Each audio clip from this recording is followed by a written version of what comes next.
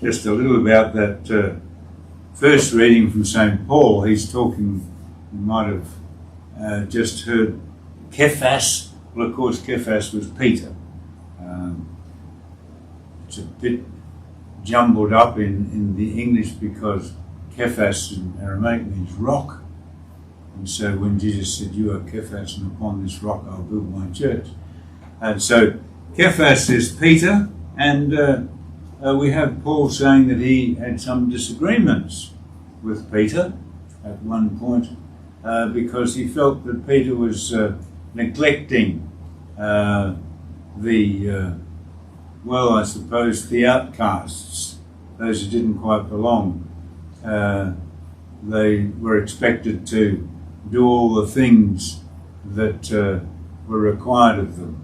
And so Paul is pointing out to Peter, they're not Jewish people, they're not Jews, they're Christians, and we should not impose on them anything that's not required. And then in the Gospel, we have this beautiful prayer, of course, that we know as the Our Father. And it's very familiar to us, of course, almost to the point, perhaps, well, in my own life, you can find yourself sort of rattling it off. I don't mean irreverently, but not with the sort of thought and consideration and reflection that it deserves. The fact that we would call God Father, it's quite extraordinary when we think about it. And that title, Father, I think is a very beautiful one. I remember, as a kind of a teenager, it was a bit trendy in some places, for sons particularly, to call their dads by their Christian name. It was kind of cool, and probably, I'm not sure whether it was cool with the dads, but for young fellas to refer to their father as Bill or Jack or Willie or whoever they were was kind of a bit cool. And I must say, even as a kid growing up, I felt very protective of that title. Other people could call my dad Jack because that was his name, but I didn't call him Jack.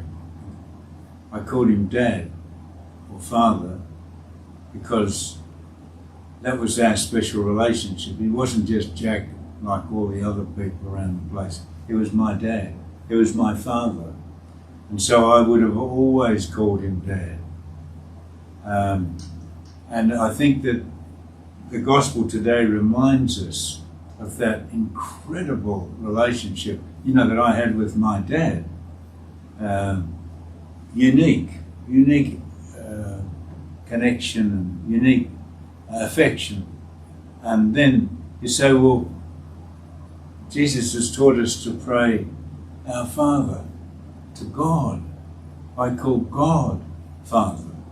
It's quite extraordinary when we sort of stop to think. As I say, I can find myself easily sort of, not rudely, but unthinkingly sort of just rattling off the Our Father, knowing that it's a beautiful prayer and all the rest of it, but not really with the depth and devotion that it obviously deserves, and that sense of gratitude that we have to God through Jesus teaching us that we can call God our Father.